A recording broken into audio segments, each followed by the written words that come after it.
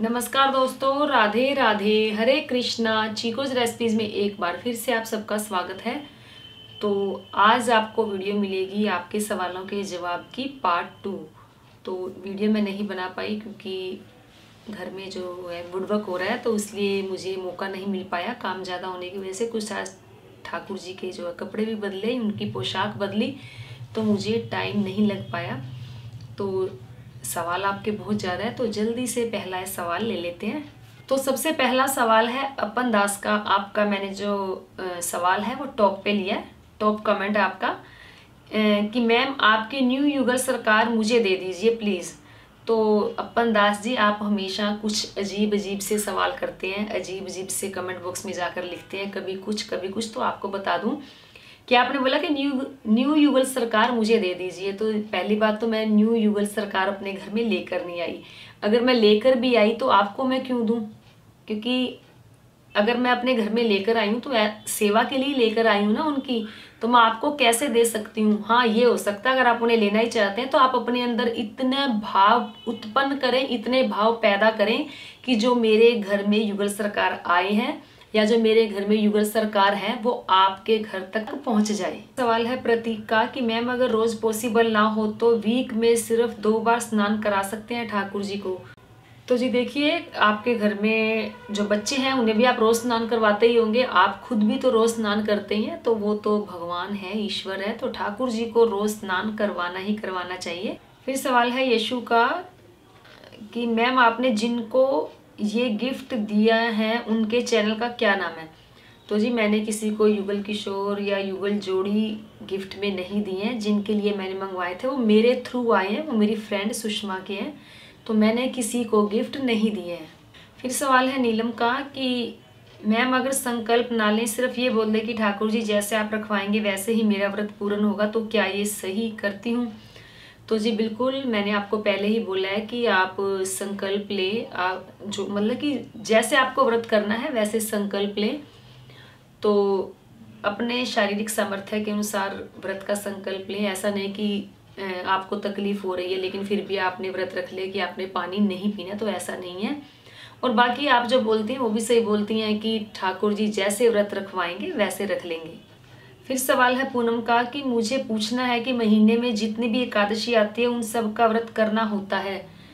तो ऐसा जरूरी नहीं है कि महीने में जितनी एकादशी आती है, तो महीने में 2 एकादशी ही आती है। एक आती है कृष्ण पक्ष में और एक एकादशी आती है शुक्ल पक्ष में।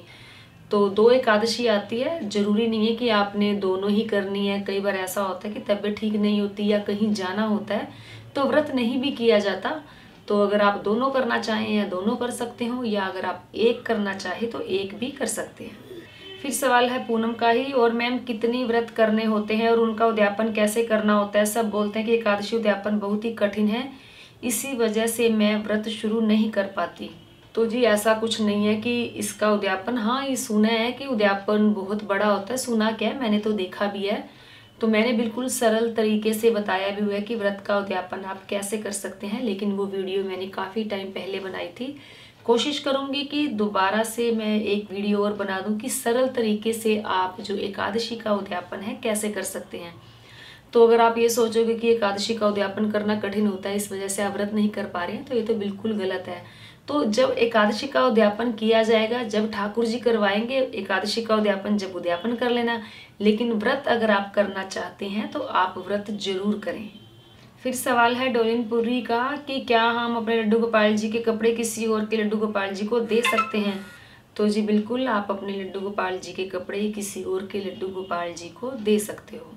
फिर सवाल है रीनू शुक्ला का कि मैम भगवत गीता पढ़ने का नियम क्या है?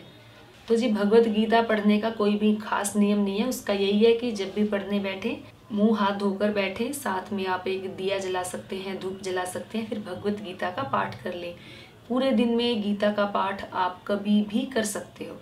फिर सवाल है मंजू का कि अगर कान्हा जी के पास तुलसी का पत्ता रखा हो तो भोग में तुलसी का पत्ता रखना जरूरी है क्या? तो जी अगर कान्हा जी के पास आपने तुलसी का पत्ता रखा है तो जो भोग है उसमें तुलसी का पत्ता डालना कोई जरूरी नहीं है। फिर सवाल है सोनम का कि मेरे सवाल का भी जवाब दीजिए प्लीज़, क्या मैं लहसुन प्याज खाकर ठाकुर जी की सेवा कर सकती हूँ? क्योंकि मेरे घर में लहसुन प्याज रोज़ यूज़ होता है। और युगल सरकार की सेवा के कुछ नियम बता दीजिए।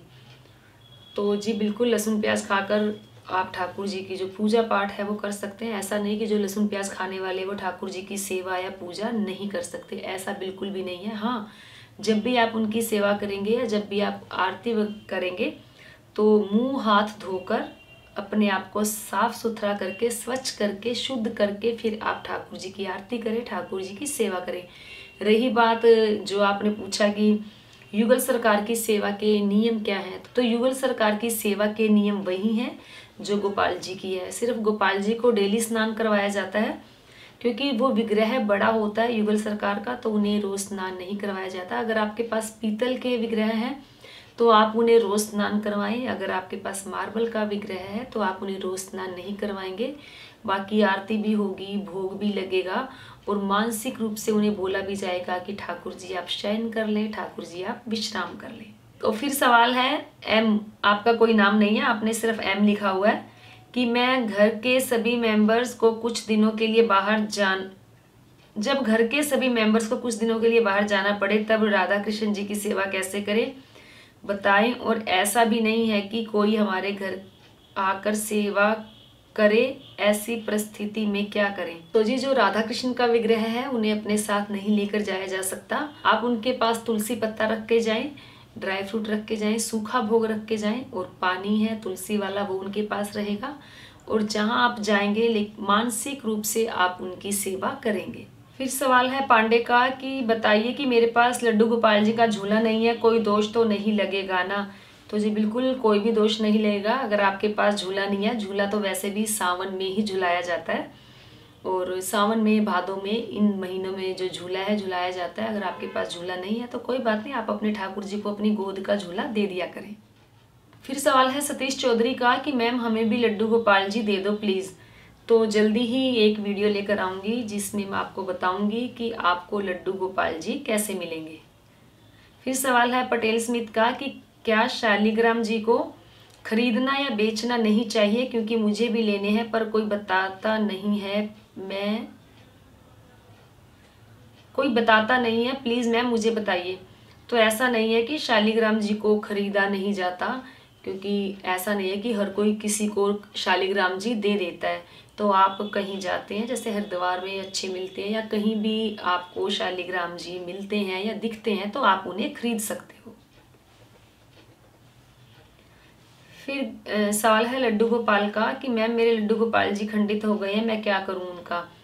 तो जी देखिए, आपके लड्डू गोपाल जी खंडित हो गए हैं, अगर आप उन्हें अपने घर का सदस्य मानते हैं, घर का मेंबर मानते हैं तो आप उनको अपने घर में रखें। अगर आप बोलते हैं कि वो आपके लिए भगवान है, आपके ईश्वर हैं, तो आप उन्हें जल में प्रवाह कर दें। शास्त्रों के अनुसार खंडित मूर्ति को घर में नहीं रखना चाहिए।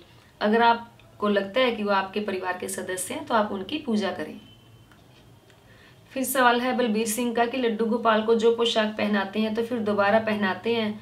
तो जी बिल्कुल, लड्डू गोपाल जी को जो एक बार पोशाक पहनाती वो दोबारा से रिपीट कर सकते हो। फिर सवाल है रूबी सरोहा का कि क्या एकादशी का व्रत सिर्फ एज्ड लोग ही रख सकते हैं, क्या मुझे बहुत लोगों ने बोला है। तो जी ऐसा बिल्कुल भी नहीं है कि जो एज्ड लोग हैं वो ही एकादशी का व्रत रखते हैं। तो ये हमारा वहम है, या जो भी आपको बोल रहा है वो गलत है। एकादशी का व्रत कोई भी रख सकता है, बच्चा भी रख सकता है, बूढ़े भी रख सकते हैं, जवान भी रख सकते हैं। फिर सवाल है प्रियंका का कि मेरे पास पीतल के लड्डू गोपाल हैं, मैं क्या ब्लैक कलर के लड्डू गोपाल जी ले सकता हूं। तो जी बिल्कुल, आपके पास अगर पहले पीतल के लड्डू गोपाल जी हैं तो आप ब्लैक कलर के लड्डू गोपाल जी ले सकते हो, लेकिन सेवा आपको पहले के जो पीतल के गोपाल जी हैं उनकी भी करनी होगी। फिर सवाल है रानी कुमारी का कि पारण को राइस नहीं खाना चाहिए, बताएं। तो एकादशी के व्रत का जब पारण किया जाता है तो उसमें चावल खाया जाता है और चावल का दान भी दिया जाता है।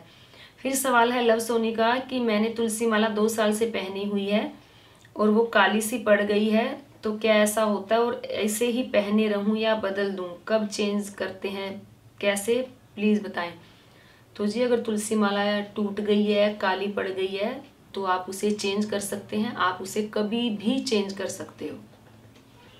फिर सवाल है विद्या कुलकर्णी का कि श्री कृष्ण को आप ठाकुर जी बोलते हो क्या। तो तो जी बिल्कुल, मैं जो श्री कृष्ण है मैं उन्हें ठाकुर जी ही बोलती हूँ, क्योंकि जब मैं उन्हें ठाकुर जी बोलती हूँ तो जो मेरा मन है बहुत खुश होता है और मुझे उन्हें ठाकुर जी बोलना अच्छा लगता है। फिर सवाल है भव्या का कि क्या पूरा महीना स्नान ना करें, दोनों पूर्णमासी, दोनों एकादशी और मौनी अमावस्या को स्नान करें तो पूरे महीने का फल मिलता है।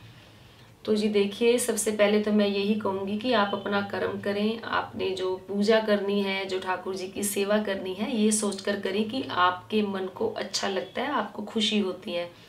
ये मत सोचें कि आपको फल मिलेगा या नहीं मिलेगा, वो तो ऊपर वाला जानता है कि क्या फल मिलेगा क्या नहीं मिलेगा। हाँ, लेकिन ये जरूर है कि जब जैसे एकादशी का व्रत करते हैं तो मन को अच्छा लगता है, पूर्णमासी को आप बोल रहे हो स्नान करें, मौनी अमावस्या को स्नान करें, तो जितना भी करें, आप जो भी करें अपने पूरे मन से करें, पूरे भाव से करें तो आपको अच्छा लगेगा। तो आप यही सोचें कि आपके मन को खुशी होगी, आपको अच्छा लगेगा। ये मत सोचें कि आपको क्या फल मिलेगा क्या फल नहीं मिलेगा। फिर सवाल है कविता जाटनी का कि मैं आपके चैनल पर न्यू हूँ और आप एक ऐसी वीडियो बना दो कि जो लोग ड्यूटी पर जाते हैं वो लोग कान्हा जी की सेवा कैसे करें।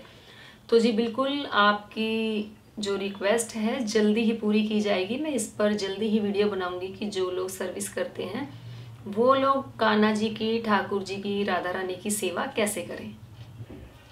तो ये थे आप सभी के सवालों के जवाब जो मैंने दिए, लेकिन अभी भी आप लोगों के काफ़ी सवाल हैं तो वो नेक्स्ट फ्राइडे आपको जवाब मिल जाएगा। तो उम्मीद करती हूँ आज की वीडियो जरूर पसंद आई होगी। तो वीडियो को लाइक करें, शेयर करें, चैनल को सब्सक्राइब करना बिल्कुल ना भूलें।